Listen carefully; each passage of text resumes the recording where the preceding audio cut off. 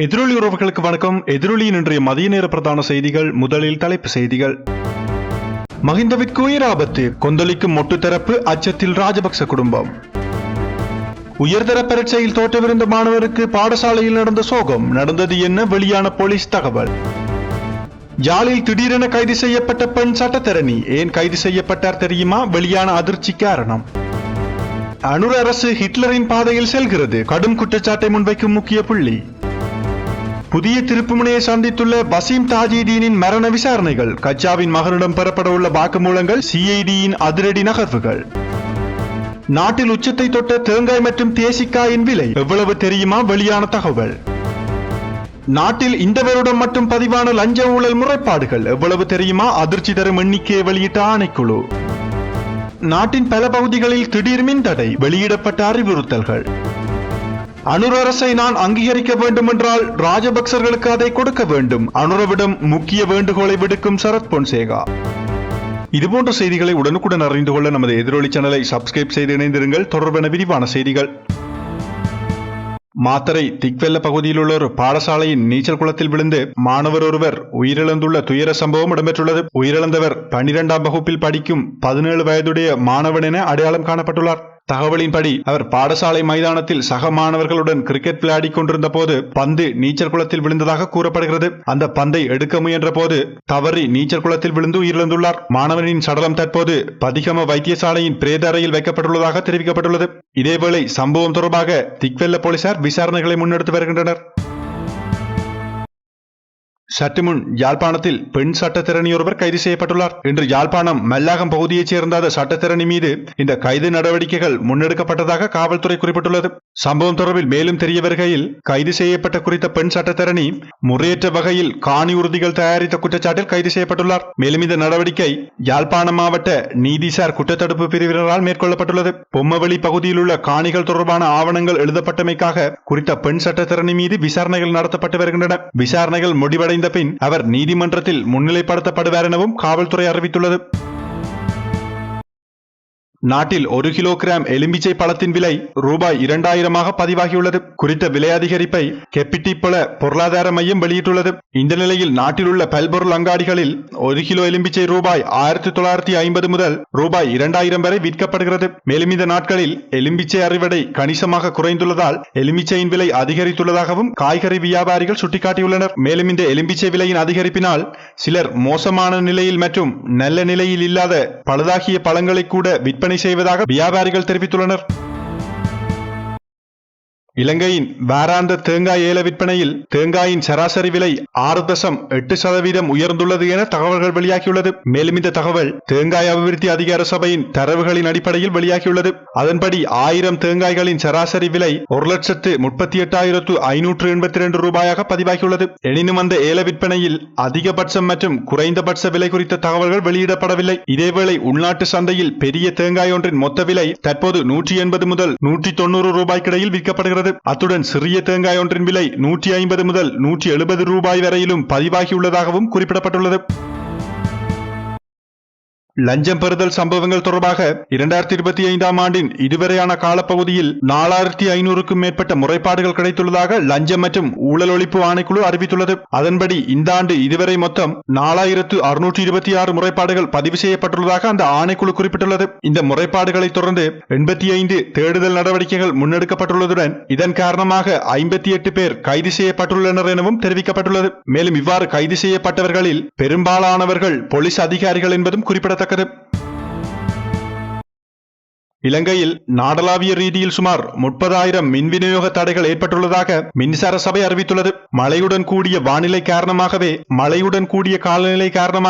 இந்த மின் தடைகள் ஏற்பட்டதாகவும் அதனை சரி செய்யும் பணிகளில் தாமதம் ஏற்பட்டுள்ளதாகவும் தெரிவிக்கப்பட்டுள்ளது. இது தொடர்பாக தொழில்நுட்ப வல்லுநர் சங்கத்தின் தலைவர் கோசல அபேசிங்க கூறுகையில் தற்போது தொழிற்சங்க நடவடிக்கைகள் நடந்து வருவதால் மின் விநியோகத்தை வளமைக்கு கொண்டு வரும் பணிகள் தாமதமாகின்றன என குறிப்பிட்டார். இதேவேளை இலங்கை மின்சார சபை பொறியியலாளர் சங்கம் இன்று முதல் தனது தொழிற்சங்க நடவடிக்கைகளை மேலும் தீவிரப்படுத்த போவதாக அறிவித்துள்ளது. அதன்படி மின்சார சபையின் மூத்த அதிகாரிகளுடன் மேற்கொள்ளப்பட்டு வந்த பணிகள் இன்று முதல் நிறுத்தப்படும் என அதன் செயற்குழு உறுப்பினர் தனுஷ்க பராக்கிரமசிங்க தெரிவித்தார். அவர் மேலும் எங்களின் கோரிக்கைகள் நிறைவேற்றப்படாவிட்டால் எதிர்காலத்தில் இன்னும் கடுமையான தொழிற்சங்க நடவடிக்கைகள் எடுக்கப்படும் எனவும் எச்சரித்துள்ளார். இந்த ஆண்டின் ஆரம்பத்தில் துப்பாக்கிச் சூட்டில் உயிரிழந்த கச்சா எனப்படும் அனுர விதானகமகே அவர்களின் மகன் இந்துவர விதானகமகேயிடம் குற்றப்புலனாய்வு திணைக்களம் விசாரணைகளை நடத்த உள்ளதாக தெரிவிக்கப்பட்டுள்ளது. இந்துவரவிடம் விரைவில் வாக்குமூலங்களை பெறுவதற்கான நடவடிக்கைகள் முன்னெடுக்கப்பட உள்ளதாக சிஐடி அதிகாரிகள் குறிப்பிட்டுள்ளனர். இது வசீம் தாஜுதீனின் மரணம் தொடர்பான விசாரணையில் உருவாக்கியுள்ள புதிய முன்னேற்றமாக கருதப்படுகிறது. முன்னதாக தாஜுதீன் மரணம் இடம்பெற்ற இரவு அவரது வாகனத்திற்கு பின்னால் சந்தேகத்திற்கிடமான ஜீப் வாகனத்தில் அனுர விதானகமகே பயணம் செய்ததாக அவரது மனைவி சிஐடிக்கு அளித்த வாக்குமூலத்தில் தெரிவித்திருந்தார். ஆனால் பின்னர் அனுர விதானகமகேயின் மகன் இந்துவர ஊடக சந்திப்பொன்றில் தோன்றி தன் தாயின் அந்த வாக்குமூலத்தை மறுத்து தந்தையின் குடும்பத்தாரிடம் அந்த வீடியோவை காட்டப்பட்ட போதும் அது குறித்த விசாரணைகள் ஏன் நடத்தப்படவில்லை என காவல்துறையினரிடம் கேள்வி எழுப்பியிருந்தார். இதனிடையே கடந்த 4ஆம் திகதி வெளியிடப்பட்ட சிஐடி அறிக்கையில் தாஜுதீனின் மரணம் நிகழ்வதற்கு முன் அவரது வாகனத்திற்கு பின்னால் சென்ற ஜீப் வாகனத்தில் அனுர விதானகமகே அதாவது கச்சா பயணித்திருப்பது உறுதி செய்யப்பட்டதாக குறிப்பிடப்பட்டிருந்தது. இந்த புதிய தகவலின் அடிப்படையில் சிஐடி தற்போது இந்துவர விதானகமகேவிடமிருந்து வாக்குமூலம் பெற தீர்மானித்துள்ளதாகவும் அதிகாரப்பூர்வமாக அறிவித்துள்ளது.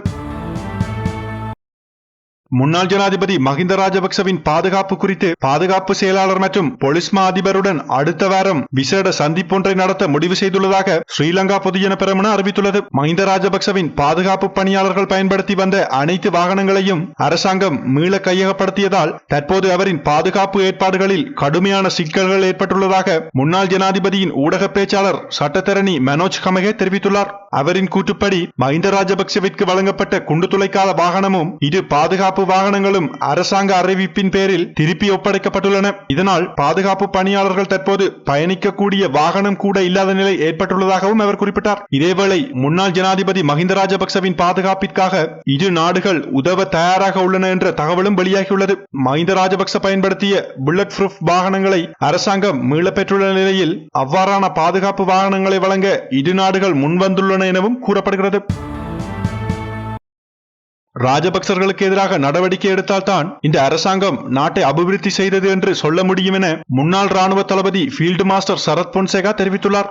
அனுரகுமார திசாநாயக்க தலைமையிலான தேசிய மக்கள் சக்தி அரசு எவ்வளவு தம்பட்டம் அடித்தாலும் நாட்டை உண்மையில் அபிவிருத்தி செய்ததாக கூற முடியாது என அவர் குற்றம் சாட்டியுள்ளார். அவரின் கூற்றுப்படி மஹிந்த ராஜபக்ச உள்ளிட்ட ராஜபக்ச குடும்பத்தினருக்கு உரிய பாடம் கற்பிக்காதவரை இந்த அரசாங்கம் எந்த வகையிலும் முன்னேற்றம் கண்டதாக ஏற்றுக்கொள்ள முடியாது. ராஜபக்சர்களுக்கு உரிய தண்டனையை வழங்கும் நாளில்தான் அனுர தலைமையிலான அரசாங்கம் மக்களுக்கு உண்மையான சேவையை செய்தது என்று நாம் ஒப்புக்கொள்ள முடியும் எனவும் சரத் பொன்சேகா வலியுறுத்தியுள்ளார். மேலும் இதுவே யதார்த்தம், இதுவே சாத்தியம், எனக்கு இன்று அதிகாரம் இல்லாவிட்டாலும் நான் உண்மையை சொல்ல அஞ்சியதில்லை எனவும் அவர் உறுதியாக குறிப்பிட்டுள்ளார். முன்னாள் ஜனாதிபதியும் ஐக்கிய தேசிய கட்சியின் தலைவருமான ரணில் விக்ரமசிங்க தற்போதைய அனுர தலைமையிலான தேசிய மக்கள் சக்தி அரசை ஹிட்லர் போக்கில் செயற்படுகிறது என கடுமையாக விமர்சித்துள்ளார். ஐக்கிய தேசிய கட்சி உறுப்பினர்களும் பிற கட்சிகளின் பிரதிநிதிகளும் கலந்து கொண்ட கலந்துரையாடலின் போது பேசிய அவர் வெளிநாடுகளுக்கு சென்று இலங்கை மற்றும் அரசியல் நிலைமைகள் குறித்த விமர்சனங்களை முன்வைப்பது முறையற்றது எனவும் குறிப்பிட்டார். அவர் மேலும் கூறியதாவது, 1933ஆம் ஆண்டு ஜெர்மனியில் ஹிட்லர் அதிகாரத்திற்கு வந்தபோது அவருக்கு 50%க்கும் அதிகமான ஆதரவு இல்லை. வெறும் 44% வாக்குகளுடன் தான் ஆட்சிக்கு வந்தார். ஆனால் தனது அதிகாரத்தை நீட்டிக்க எதிர்க்கட்சிகளையும் அவற்றின் அலுவலகங்களையும் அளித்தார். அதே போலவே இன்று ஜனாதிபதி அனுரகுமார திசாநாயக்கவும் அவரது தேசிய மக்கள் சக்தி அரசாங்கமும் அதே வழியை தேர்ந்தெடுத்துள்ளன. மக்களிடையே எதிர்க்கட்சிகளின் செல்வாக்கு அதிகரித்து வரும் நிலையில் அதை தடுக்க அவர் கைது நடவடிக்கைகளை ஆரம்பித்துள்ளார். மேலும் நீதித்துறையையும் தனது கட்டுப்பாட்டுக்குள் கொண்டுவர முயல்கிறார். ரணில் விக்ரமசிங்க மேலும் குறிப்பிடுகையில், ஹிட்லர் குறைந்த ஆதரவுடன் ஆட்சியை தக்க வைத்தது போல அனுரவும் அதே எதிர்க்கட்சிகளை ஒடுக்க முயல்கிறார் எனவும் தெரிவித்துள்ளார். இத்துடன் எதிரொலியின் இன்றைய மதிய நேர பிரதான செய்திகள் நிறைவடைகின்றன. இன்றைய மதிய நேர செய்தி தொடர்பான உங்களுடைய கருத்துக்களை கீழே பதிவிடுங்கள். மேலும் இதுபோன்ற செய்திகளை உடனுக்குடன் அறிந்து கொள்ள நமது எதிரொலி சேனலை சப்ஸ்கிரைப் செய்து இணைந்திருங்கள்.